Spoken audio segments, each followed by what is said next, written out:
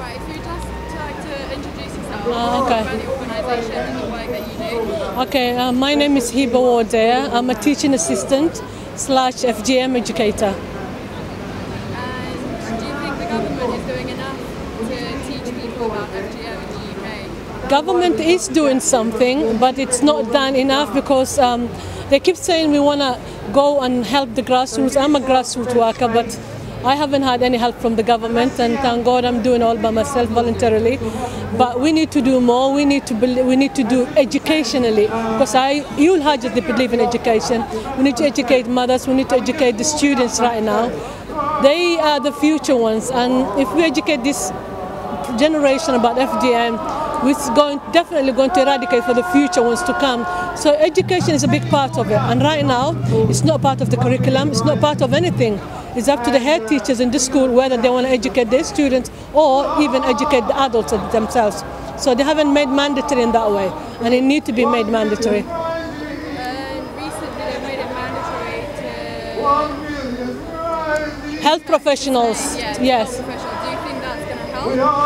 That's going to help massively in data-wise, because they're going to be able to collect the data properly now and find out the figures. The mothers who are having kids now, whether they grew up here, we will find out if they had FGM afterwards, taken out of the country and all that data is going to come to play. Plus, they never used to ask questions, which now they're kind of being forced to ask those difficult questions, which shouldn't be really happening anyway.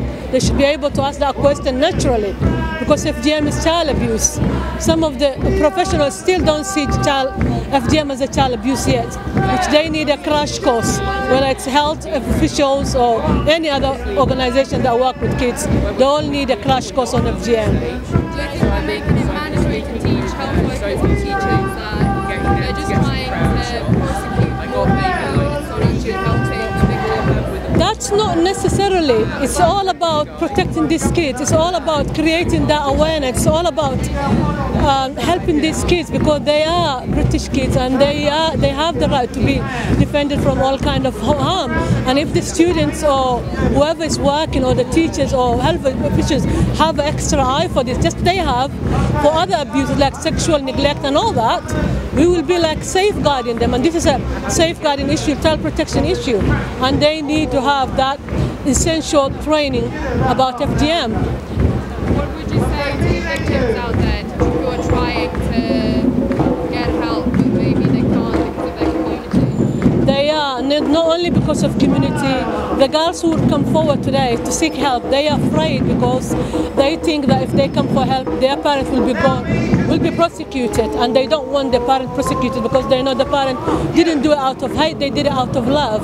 So we need to make them be secure, and if they want to come out, be there for them before we jump into prosecution.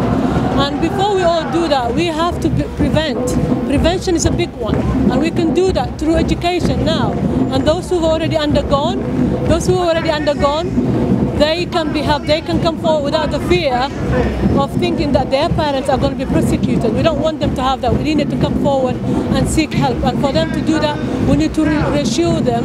We need to make them understand that illegally it was wrong for them to happen. Religiously, it's forbidden.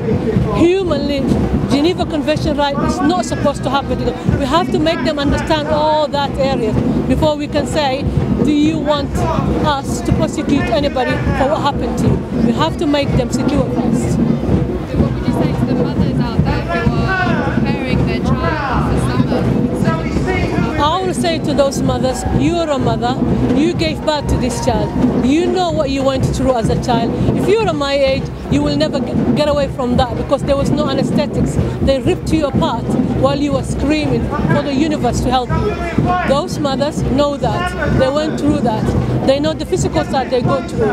They're giving birth, they're bleeding too heavily, or they're going to have C-section because of FGM. They are told now. If all that doesn't stop them, they should know it's illegal in this country. It's 14 years jail. It is against the religion.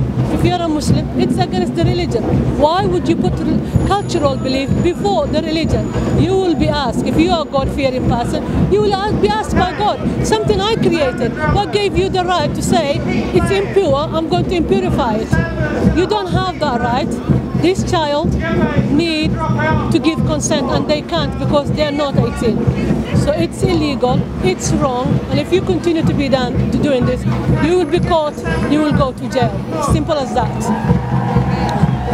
You're welcome.